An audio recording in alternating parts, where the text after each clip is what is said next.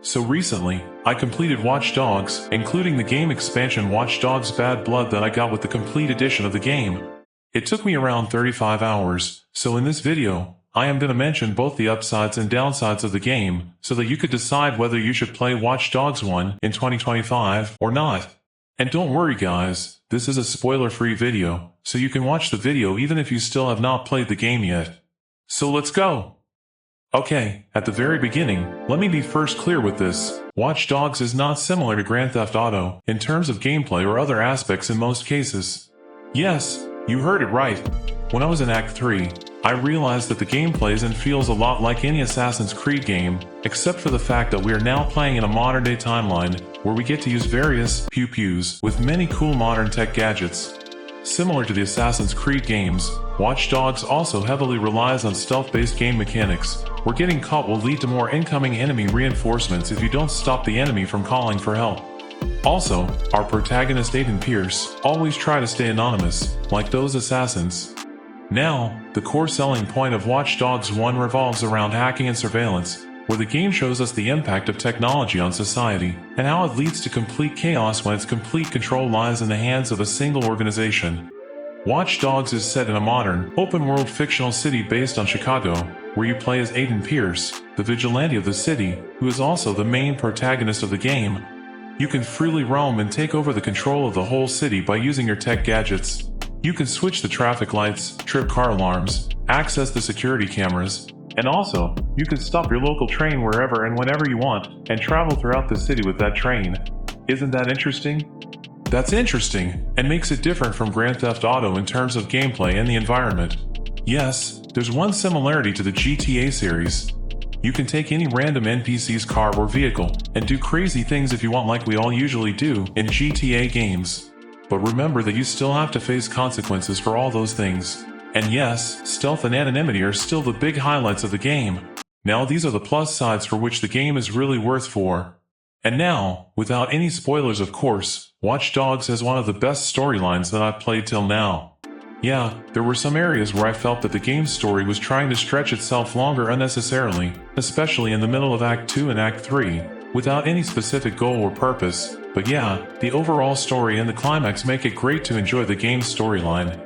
Yeah, the story has its flaws, where I felt that a few characters were underutilized, where, if they had a bigger role as they should have been, then I think the story would have been much better compared to what we got at last.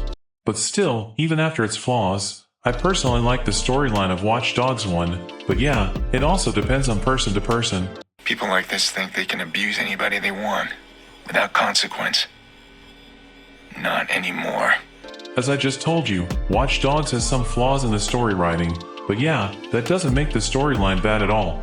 I think the story of the game is great enough, and it's enjoyable for many players who love action and open-world games. Now, following this point, let me talk about the other flaws that the game has. The car driving mechanics are not fully polished at all. During my gameplay sessions, I felt that if I was driving wrong, but no! It is actually the car mechanism that causes the issue whenever I try to turn my car left or right. The car that I'm driving starts drifting automatically while moving in left or right direction. But yeah, it's totally opposite when I drive any motorbike in the city. The bike mechanics feel well polished, and it lets the player drive fast enough compared to four-wheeler vehicles. And the same goes for character controls. I mean, we cannot change the field of view manually. This missing feature could impact your experience, since the camera angle mostly feels as if it's too close to our main character. So yeah, a field of view slider should have been implemented in the game, but unfortunately, it's not. It does not make the game unplayable or anything like that, but sometimes you might find the camera placement weird if you have motion sickness like me.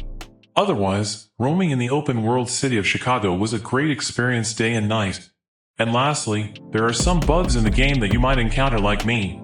Like whenever I'm inside a lift or riding an elevator, our character just keeps on shaking most of the time like there's no tomorrow. So you always have to stick close and crouch to one corner in order to avoid this issue, as it could break your stealth session in that case. I played the Steam version of the game on my PC. I have no idea if these bugs are also present there on other versions.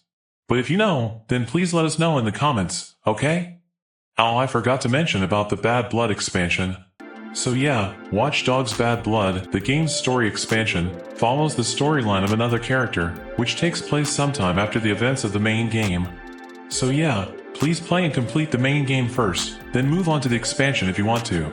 So in the end, I highly recommend Watch Dogs 1, especially the complete edition of the game, considering that you are buying the game on sale at a 70 or 80% discount. The game is totally worth it at that price point. Now the Bad Blood story expansion gives you around 4 to 5 hours of extra story gameplay, and up to 8 hours if you are also completing all the side missions.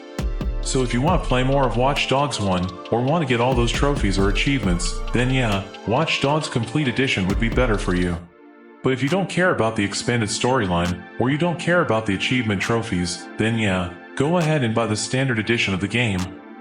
So guys, that's all from my side for now. Let me know your thoughts about this game and the entire Watch Dogs franchise if you have played the other parts too. Thanks for watching guys, God bless you all. Bye, and I will see you in the next one.